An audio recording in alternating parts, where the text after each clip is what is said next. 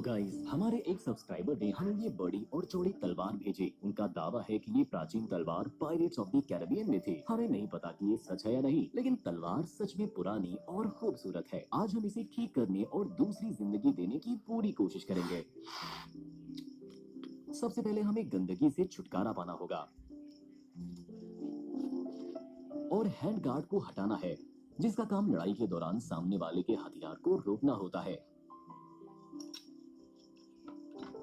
जाहिर है इन छेदों का इस्तेमाल तलवार के लकड़ी के हिस्सों को जोड़ने के लिए किया जाता था।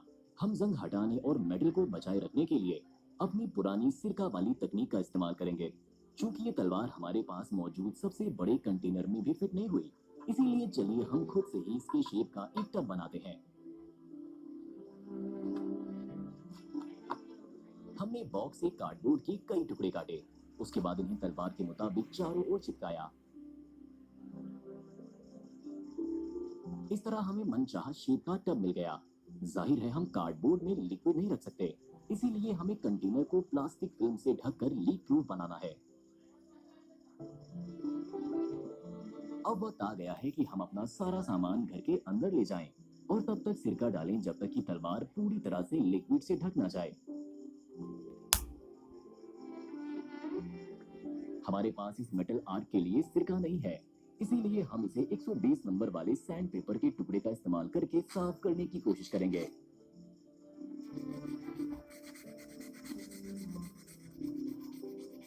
जाहिर है हैंड गार्ड लड़ाई में चोट खाया होगा, इसीलिए इसका पीछे का हिस्सा बिगड़ा हुआ है। बदकिस्मती से इसके शेप की वजह से इसे हथौड़े से ठीक करना नामुमकिन है। जैसा कि आप देख सकते हैं, प्लेट की दूसरी तरफ का हिस्सा हथौड़े के आड़े आ रहा है, इसलिए हमने गार्ड को एक शिकंजे में रखा, इसे थोड़ा मोड़ा, बिगड़े हुए हिस्से को ठीक किया और फिर इसे वापस मोड़ दिया। सतह को पहले जैसा बनाने के लिए हमने एक अब्रेसिव स्पंज का इस्तेमाल किया, जिसने सभी खरोचों को चिकना कर दिया और मेटल को एक खूबसूरत स्ट्रक्चर मिल गया। तलवार का ब्लेड रात भर एसिटिक एसिड में भिगोया गया है। पहली नजर में इसमें कुछ भी नहीं होता है, लेकिन करीब से देखने पर हम वक्त के साथ मेटल से जंग को छोटे छोटे गुच्छों में अलग होते हुए देख सकते हैं। ये बहुत अच्छा है कि आम सिरका कितनी अच्छी तरह काम करता है। हमने ब्रश की थोड़ी सी हरकत से जंग की जमाव को हटा दिया। इसके अलावा एसिटिक एसिड को फेंकने की कोई जरूरत नहीं है। हमने इसे अली एक्सप्रेस से ली एक बड़ी सिरिंज से निकाल लिया और आगे इसका फिर से इस्तेमाल करने के लिए इसे एक छोटी बोतल में डाल दिया। ब्रश और पानी के जेट का इस्तेमाल करके हमने आखिरकार सभी जंग के कतरों से छुटकारा पा लिया। जब मेटल कमोबेश साफ हो गई, तो हमने उस पर 75 लिखा हुई एक मुहर देखी। इसका क्या मतलब है? क्या ये 75 बीसी का हो सकता है? खैर, हमने ब्लेड को शिकंजे में फंसाया और मेटल की बनावट को उजागर करने के लिए एक मीडियम ग्रेड सैंडिंग स्पंज से इसकी सतह को साफ किया। इसके अलावा हमने तलवार के बनने के दौरान हुई छोटी गड़बड़ियों को दूर करने के लिए एक रेती का इस्तेमाल किया। इसकी कटिंग एज पर ध्यान दें, इसमें कई डेंट हैं, जो शायद बाकी समुद्री डाकुओं के साथ समुद्री जंग के नतीजे से हुए हैं। उन सभी को हटाना होगा और तलवार की धार को चिकना करना होगा। ये अभी तक सही नहीं हुई है, लेकिन पहले से काफी बेहतर दिख रही है। अब ब्लेड का काम खत्म करने का वक्त आ गया है। हम इसके लिए एक बहुत ही महीन अब्रेसिव स्पंज का इस्तेमाल करेंगे।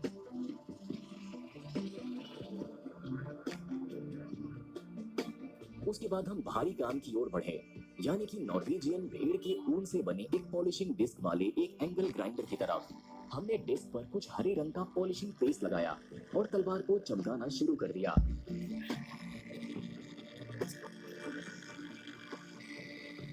ये हमें बहुत अच्छा लग रहा है। इसके गढ़े इस हथियार की लंबी उम्र बयां करते हैं। आगे के काम के दौरान ब्लेड को नुकसान ना पहुंचाने के लिए हमने इसे मास्किंग टेप से ढक दिया। अब बस इसका लकड़ी का मूठ का काम बचा है। चूंकि ये समुद्री डाकू की तलवार है, तो जाहिर है कि मूठ नारियल की ताड़ की लकड़ी से बनी होनी चाहिए। और ताड़ के पेड़ कहाँ उगते हैं? हाँ, अफ्रीका में। हमारे पास इसके लिए अफ्रीका जाने के अलावा कोई ऑप्शन नहीं था। हम एक गांव से दूसरे गांव तक का सफर करते रहे, जब तक हमें वहीं एक बढ़ई नहीं मिला, जिसने हमें सिर्फ $1 में ये खूबसूरत नारियल की लकड़ी का बोर्ड काट कर बेचा।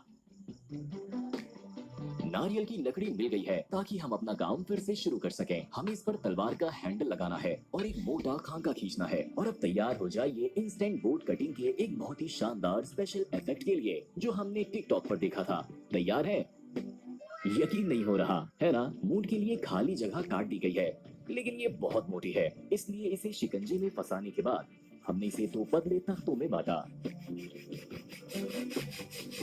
रेशों के साथ काटना काफी मुश्किल भरा है, इसीलिए इस तरह का सैंडविच बनाने में लगभग 20 मिनट की मेहनत लगी। अब पैड को लगाने के लिए हमने दो छेद बनाए और उन्हें ड्रिल बिट से छेद किया।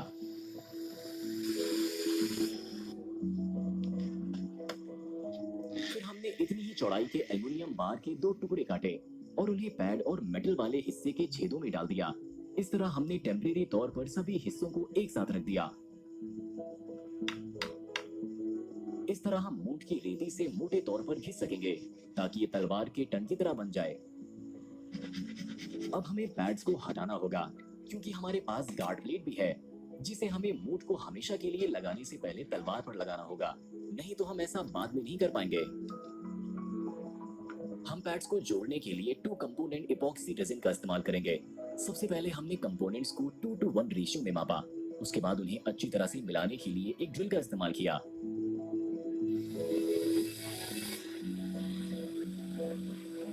फिर मिक्सचर को दोनों हिस्सों पर ध्यान से लगाया और उन्हें एक साथ रख दिया। इसके बाद एक बार फिर से रॉड से सब कुछ फंसा दिया, इस बार हमेशा के लिए। हमें हैंडल को क्लैंप में फंसाना होगा और रेजिन के सख्त होने तक इसे टेबल पर छोड़ना होगा। किस्मत से इस प्रोसेस में धूप में ज्यादा वक्त नहीं लगता है। सुबह तक रेजिन प्लास्टिक में बदल गई और हमें एल्युमिनियम की छड़ों के उभरे हुए हिस्सों को हटाना होगा। इसके बाद हमें हैंडल पर चिपके हुए सभी एक्स्ट्रा रेजिन को हटाने के लिए सैंड पेपर की एक पतली पट्टी का इस्तेमाल किया। अब हमने एक छोटे कंटेनर में थोड़ा सा अलसी का तेल डाला और ब्रश से हैंडल के लकड़ी के हिस्सों पर ध्यान से लगाया।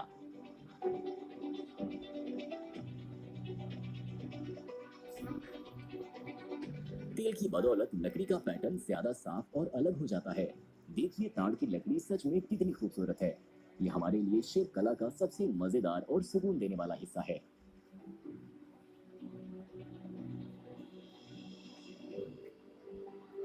हम लगभग भूल ही गए थे कि हमें हैंड गार्ड को भी लगाना है। इसके लिए हमें हथौड़े से तलवार की टांग को चपटा करना होगा। अब हमारी कोशिशों के नतीजे का मजा लेने का वक्त आ गया है। देखिए ये कितना शानदार दिख रहा है। मूठ काफी साफ सुथरी, खूबसूरत और टिकाऊ है। भले ही ब्लेड को पूरी तरह से चिकनी सतह पर पॉलिश नहीं किया गया हो, लेकिन ये बहुत अच्छा दिख रहा है और आसपास की चीजों को आईने की तरह दिखा रहा है। वैसे हमें लगता है कि ये वीडियो एक मुश्किल टेस्ट के बिना अधूरा होगा, इसीलिए हमने साइड तैयार कर ली है और हम अपनी तलवार का टेस्ट शुरू कर सकते हैं। सबसे पहले हम एक डैंडेलियन को काटने की कोशिश करेंगे। अगली थोड़ी मुश्किल टेस्ट वाली चीज होगी खीरा। कोई परेशानी नहीं हुई। एक चॉकलेट ग्लेज डोनट, आसान। बैंगन भी कोई परेशानी नहीं होनी चाहिए। ठीक है, हम एडिटिंग के दौरान इसे काट देंगे। सख्त के मामले में अगली चीज किंडर सरप्राइज है और इस पर मारने से पहले हमें कुछ तैयारियां करने की जरूरत है। कुंग फू पांडा कार्टून में देखी गई खास हरकतों को दोहराते हुए हमें अपने हाथों में सारा जोर लाना है। चॉकलेट अंडा और एक खिलौना पूरे बगीचे में बिखरा हुआ है। बंद गोभी, आसान। सख्त अफ्रीकी अनानास, कोई परेशानी नहीं हुई। हमें चिंता थी कि ये कोक के मेटल के डिब्बे को दो हिस्से में नहीं काट सकता है, लेकिन हमारी समुद्री डाकू की तलवार मक्खन में गर्म चाकू की तरह इसके बीच से चली गई, ठीक इसे आधा करते हुए।